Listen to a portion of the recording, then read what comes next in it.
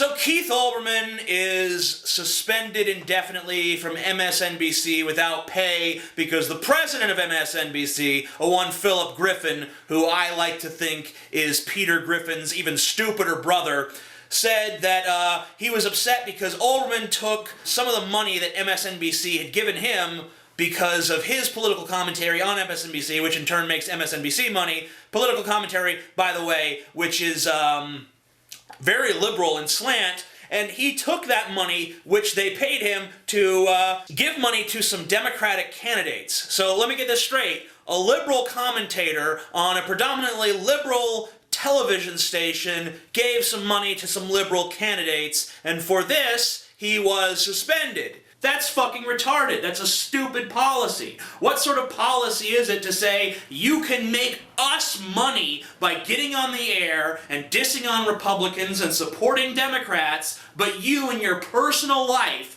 cannot use that money which we gave you because of the money that you made us, and you cannot take that money and spend it on Democratic candidates? I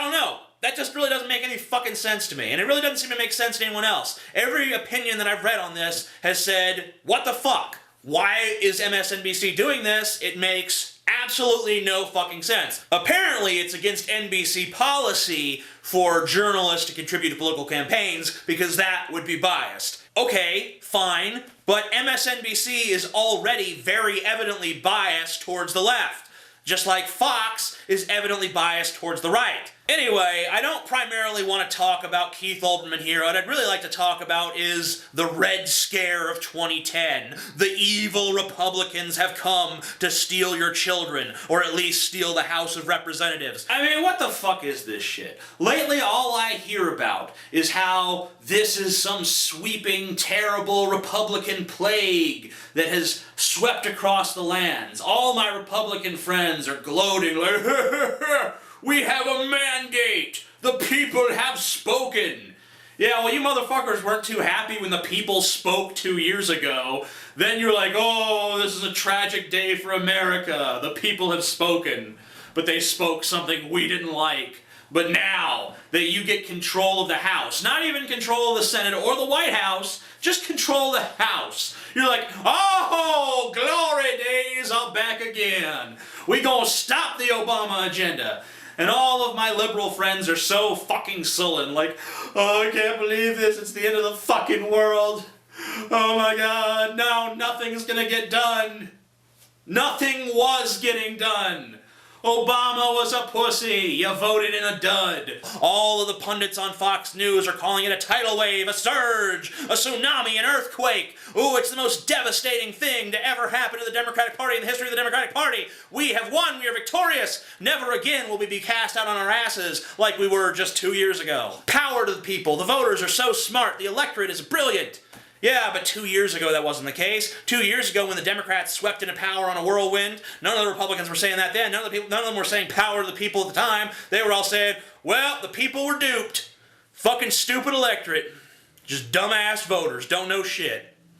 Yeah, oh, I'm being facetious there. I'm indulging in a little bit of hyperbole because we know that no one in this country ever insults the voters. Even when they lose, they say, well, you know, the voters of Minnesota just didn't think I was right for the job. But you know in their heads they're thinking these fucking voters are a bunch of goddamn idiots. And no one can say that in this country because everyone is tied to one party or the other.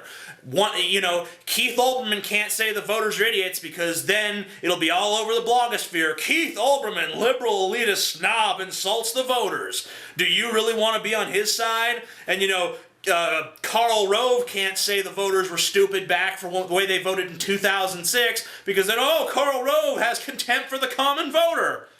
But me, I'm not associated with either party. So I'll tell you straight up, the electorate is a bunch of fucking slack-jawed, nose-picking idiots. Not that I have anything against picking your nose, it's a lot of fun, I do it all the time. But I don't vote, because I know that I'm too stupid to vote. I don't want the future of the country in my hands. I'm a fucking retard. I wish the rest of Americans were like me, smart enough to know that they're too stupid to run the country. But I guess someone's got to run the country, and no one in this country is really all that bright, because no one on this planet's really all that bright. We're a stupid species species, really. So I guess that voting is our best shot. But hey, why can't we just admit that the electorate doesn't know what the fuck it's doing? You know what? You cannot act like you got a mandate if you couldn't even take the Senate, and you couldn't even oust an establishment candidate like Harry Reid, and you couldn't get all of your crazy Tea Party candidates in there. You couldn't get Buck in, you couldn't get Miller in, you couldn't get Engel in, you couldn't get O'Donnell in. You have failed. The Tea Party agenda failed, you couldn't get the Senate. All you did was reclaim the number of seats that you lost in 2006 and 2008. All you did was return things to where they were in 2006. Remember 2006? 2006 sucked. And back then, you guys had the fucking White House. You really think that you're gonna do more with just the House than you did when you had the White House? I mean, it's nice to have the House, but it's better to have the White House. One man can still veto any goddamn thing that you do. You can't pass anything too crazy when all Obama has to do is rubber stamp it and it goes away. But who am I kidding? He won't veto anything. The man is spineless. This has been established, and I dare him to prove me wrong. And I want to talk a little bit about the Republican agenda. They say one of the first things they want to do is they want to repeal the health care law. They say, oh, the people hate the health care law. That's bullshit. The people don't hate the health care law. About 50% of people hate the health care law.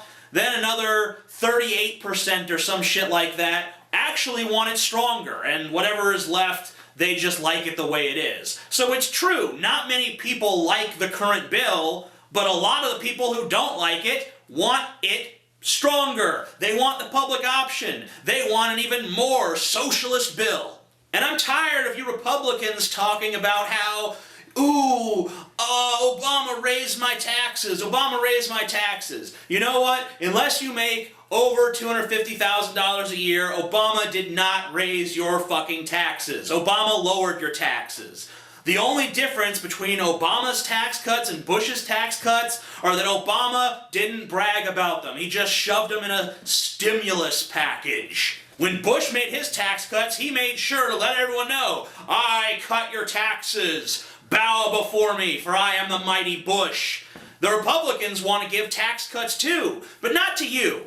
They want to give tax cuts to their rich friends, their rich corporate cronies on Wall Street. I mean, of course, they'll give you a tax cut too so that you'll keep voting for them. But hey, that's fine. You save yourself a few dollars, and their rich friends on Wall Street save themselves, a couple thousand, couple $100,000, couple $1 million. That's just groovy. I'm sure you're fine with that deal, aren't you, America? And they say they want to cut the deficit. How the fuck are you going to cut the deficit when you cut taxes for every single tax bracket? That doesn't make sense. You're going to have to cut some programs. But every time I watch the news, I see these reporters asking these Republicans, what are you going to cut? None of them give any answers. Not one fucking Republican has any suggestions whatsoever. It's like, well, we gotta make cuts across the board. Like, specifically to what?